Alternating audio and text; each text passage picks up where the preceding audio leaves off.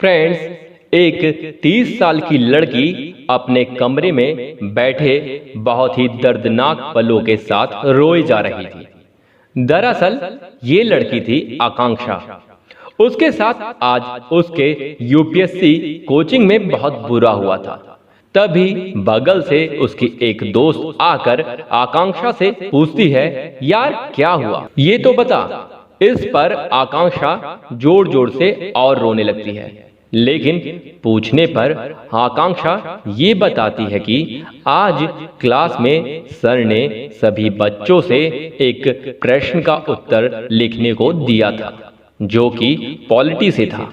सभी ने उत्तर बहुत अच्छे से लिखे, लेकिन मेरा उत्तर बहुत ही खराब था। और सर ने इतना कहकर आकांक्षा फिर से जोर जोर से रोने लगती है। बहुत पूछने पर वो बताती है कि सर ने आज क्लास में मेरे खराब उत्तर को लेकर बहुत कुछ गलत कहा। इतना कह दिया कि तुम यूपीएससी लायक क्या, पटवारी की परीक्षा लायक भी नहीं हो। क्यों पैसे बर्बाद कर रही हो अपने माँ बाप के। ये बातें सर ने खुले तौर पर सभी बच्चों के सामने कही थी। दरअसल सर को भी ये पता था कि आकांक्षा की उम्र 30 साल हो गई है, और सर आकांक्षा से भी ज्यादा कॉन्फिडेंस में थे कि इस लड़की के पास जो बचे हुए तैयारी के 2 साल हैं, उनमें ये यूपीएससी क्या कोई भी सरकारी एग्जाम नहीं निकाल सकती। दोस्त आकांक्षा को समझाती और अपने कमरे में चली जाती है। अब आकांक्षा अकेली थी और कमरे में लगे भारत के संविधान के पोस्टर को बार बार देखती और रोती। दरअसल आकांक्षा जो 30 साल की हो चुकी थी, उसके पास में 2 साल और थे तैयारी के।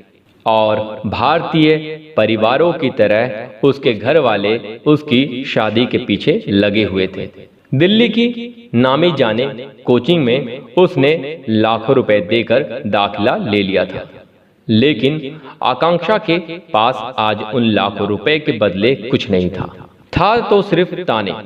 एक लड़की जिसके घर वाले लगातार महीने के 15,000 रुपए दिए जा रहे थे, वो इस कोचिंग के ताने बाने को सह नहीं पाई और आकांक्षा ने यूपीएससी छोड़ने का मन बना लिया। उसने तय कर लिया था कि वो सुबह घर कॉल कर घर वालों को ये बता देगी। ये सोच आकांक्षा उस रात सो जाती है। सुबह हुई तो उसके मोबाइल पर एक यूट्यूब चैनल के वीडियो की नोटिफिकेशन पड़ी हुई थी।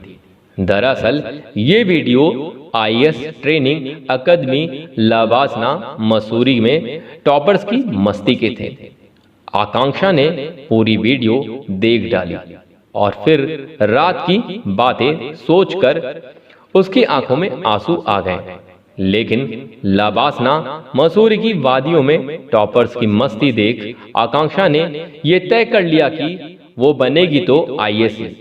लेकिन अभी उसके सामने बहुत चुनौतियां हथियार लिए खड़ी थीं। पहली तो जिस कोचिंग के भरोसे उसने यूपीएससी जैसे पहाड़ को तोड़ने का फैसला लिया था, वहां से तो पहले से ही वो रिजेक्ट हो चुकी थी। लेकिन आज आकांक्षा ने ये तय कर लिया कि आज से वो कोई कोचिंग नहीं जाएगी और अब से अपनी आगे की 2 साल की जिंदगी यूपीएससी के नाम देने को सोच लिया। यही कोई नवंबर का महीना था। आकांक्षा ने इंटरनेट की मदद से सारी बुक्स मटेरियल की लिस्ट तैयार कर लिया और अगली सुबह दिल्ली के दरियागंज से सारी किताबें खरीद कर ले आती है। घर वालों का फोन प्रतिदिन आकांक्षा के पास आता और वो घर वालों से लगातार झूठ बोलती रहती कि वो कोचिंग में है। दरअसल आकांक्षा इस आईएएस वाले मिशन पर खुद अकेले चल पड़ी थी। यूपीएससी के प्री परीक्षा में मात्र 6 महीने बाकी थे और इन पहाड़ जैसी किताबों को पढ़कर, समझकर, याद कर और लगातार एकाग्रता बनाए रखना आकांक्षा के लिए एक बड़ा टास्क था। लेकिन आकांक्षा ने भी ये ठान लिया था कि एक दिन उसी कोचिंग में जाकर मुझे ये जवाब देना है कि जो काम सर खुद नहीं कर पाए वो एक कोचिंग की रिजेक्टेड स्टूडेंट ने कर दिखाया। अब आकांक्षा धीरे धीरे यूपीएससी सिलेबस को समझकर किताबें पढ़ना शुरू कर देती है और जहां भी कहीं दिक्कत आती वो गूगल और इंटरनेट को अपना गुरु बनाकर सहायता लेती। जिस रिजेक्शन के कारण आकांक्षा ने कोचिंग जाना बंद कर दिया था वो था अच्छा उत्तर नहीं लिख पाना।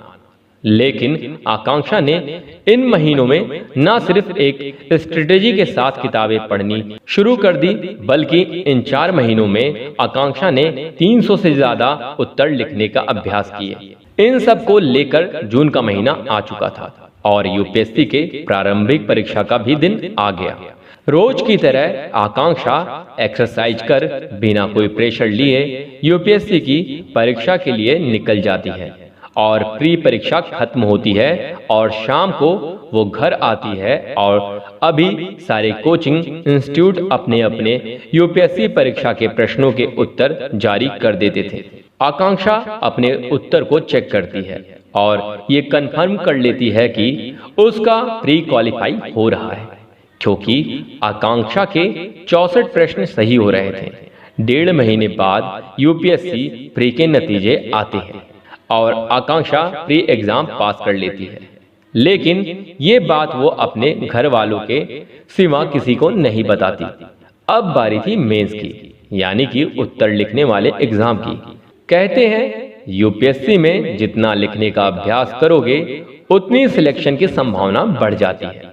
आकांक्षा ने लिखने में जी तोड़ मेहनत पहले ही की थी और अब उसे सिर्फ रिवीजन करना बाकी था कि मेंस की परीक्षा भी आ जाती है और मेंस के एग्जाम खत्म हो जाते हैं। आकांक्षा का GS3 का पेपर कुछ ज्यादा अच्छा नहीं हुआ था, लेकिन उम्मीदें अभी बाकी थी कि मेंस का रिजल्ट आ जाता है और आकांक्षा मेंस में पास हो जाती है और सोचती है कि शायद उसे अन्य पेपरों में अच्छे नंबर मिले होंगे, तभी मेंस पास हुई। और अब बारी थी इंटरव्यू की कि इंटरव्यू का भी दिन आ जाता है और आकांक्षा इंटरव्यू देने के लिए यूपीएससी की बिल्डिंग में पहुंचती है। माहौल थोड़ा गर्म था क्योंकि जिस बोर्ड में आकांक्षा का इंटरव्यू पड़ा था, कहते हैं वो बोर्ड अच्छे नंबर उम्मीदवारों को नहीं देता। और अब इंटरव्यू खत्म हो जाते हैं और आकांक्षा यूपीएससी के अंतिम परिणाम का इंतजार करने लगती है कि फाइनल रिजल्ट का भी दिन आ जाता है। और आकांक्षा सुबह से ही बेचैन होती है। एक ऐसी लड़की जिसे हर जगह से ठोकर मिली, उसका यूपीएससी के फाइनल रिजल्ट का इंतजार करना एक सपना ही लग रहा था कि देर शाम यूपीएससी अपने अंतिम परिणाम घोषित कर देता है और आकांक्षा की नजर पीडीएफ लिस्ट पर पड़ती है। आकांक्षा रोल नंबर और नाम मिलाती और खुद को ये यकीन दिलाने की कोशिश करती कि एक कोचिंग रिजेक्टेड लड़की ने यूपीएससी की परीक्षा में इतिहास रच दिया। जब मीडिया वाले आकांक्षा का इंटरव्यू अपने चैनल पर दिखा रहे होते हैं, तभी नामी जानी कोचिंग के सर की नजर इस इंटरव्यू पर पड़ती है और उनके पैरों तले जमीन खिसक जाती है।